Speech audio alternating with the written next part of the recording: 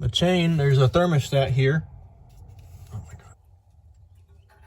When that heats up, I drops, I guess. And it closes.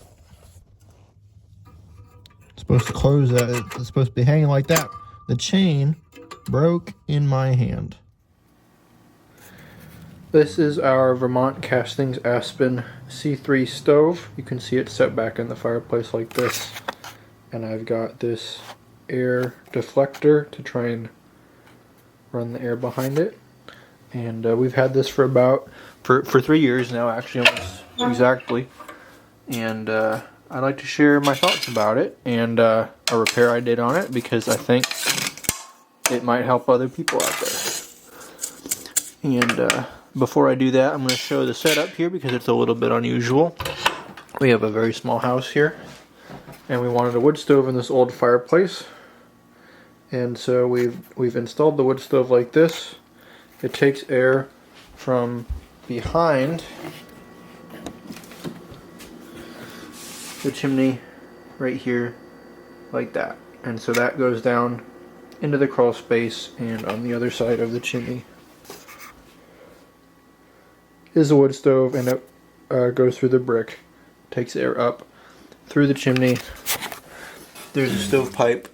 It's black, you can't see that. There's a stovepipe inside the chimney, and you can see I have it blocked off. We are pretty dissatisfied with this stove, all things considered, for how much it costs and overall what it's supposed to be. We're in South Carolina. It does not get very cold here at all. And this house is very small, and it really struggles to keep even just this room, or a room that it's in here is about probably a 10 by 10, 100 square foot room. And you really have to keep the fire going to keep it warm. We've had a lot of trouble with it being black on the glass if it is not burning right, and I'll kind of get into some more of the trouble that I had with the repair. The chain in the back was broken, and overall for the last 3 years we've just kind of struggled with it, and it does not put out heat the way we thought it would. Part of that's the setup here. This is a very suboptimal setup for putting out heat, but we've also just had a lot of trouble with the stove. To work on the stove, I had to prop it up with a car jack and separate the chimney pipe while keeping it supported. I took the rear legs off to lower it. That cross-shaped section comes off the back of the stove with 4 screws, and it reveals this ball chain that I'm fussing with, attached to a thermo bimetallic strip spring.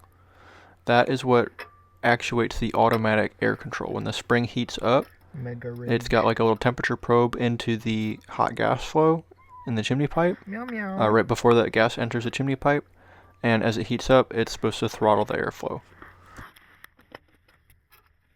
How it's actually connected is that thermostat spring is on the top of the stove by the flue pipe, and the air flapper is right here at the air intake, and so this ball chain is what transmits the spring movement down to the air flapper.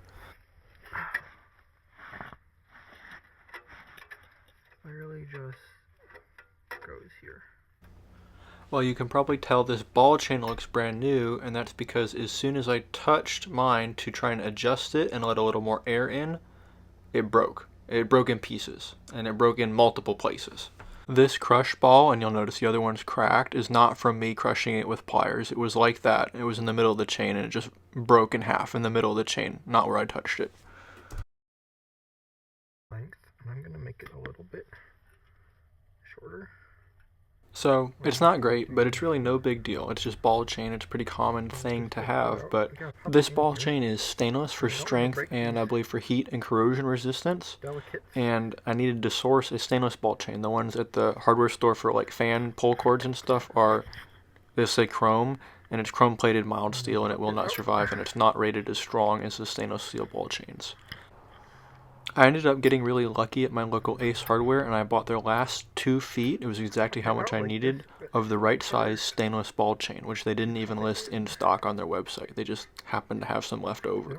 I called the dealer, and one dealer basically wouldn't deal with me, and the other dealer that I didn't buy the stove from said they could get it in 2 weeks for $30. Well, it was about $2 at Ace. The other problem with the chain breaking in multiple places is that I didn't know how long the chain was before I could put it back on. I had gone in there to adjust the chain and shorten it a few links.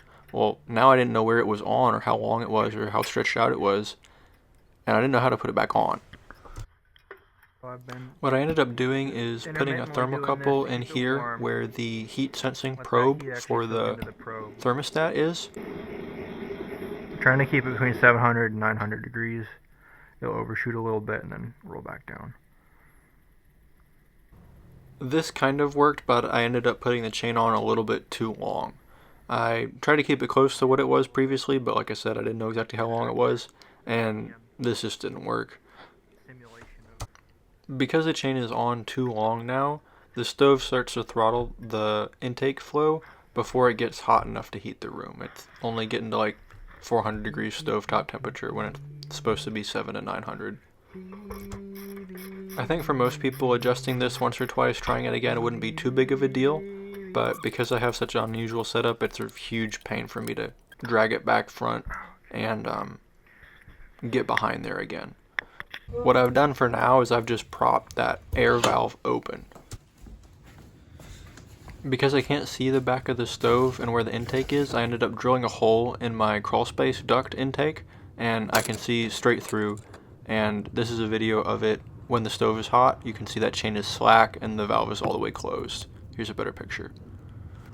It needs to be shortened a few links. If we keep that valve fully propped open all the time, the stove runs pretty well. The dryness of the wood does make a big difference, and some of our wood is not perfectly dry, but when we put dry wood in there, it burns pretty well. Even with that, I think the chimney and everything just limits the amount of heat we can get into the room, and you just have to constantly fill up the stove. That's just the nature of how small it is.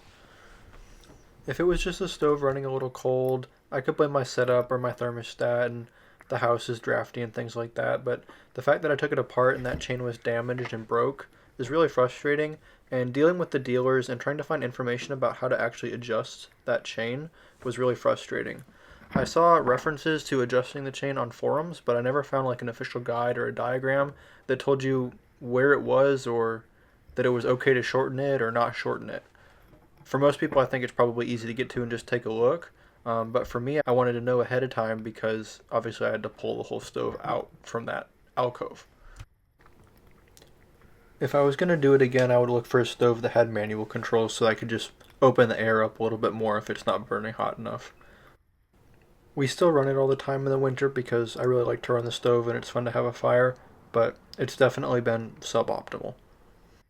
We always have to watch it close right after we start it because once the fire gets going, there's kind of a backdraft and flames start to lap out the top of the stove and fill the house with smoke.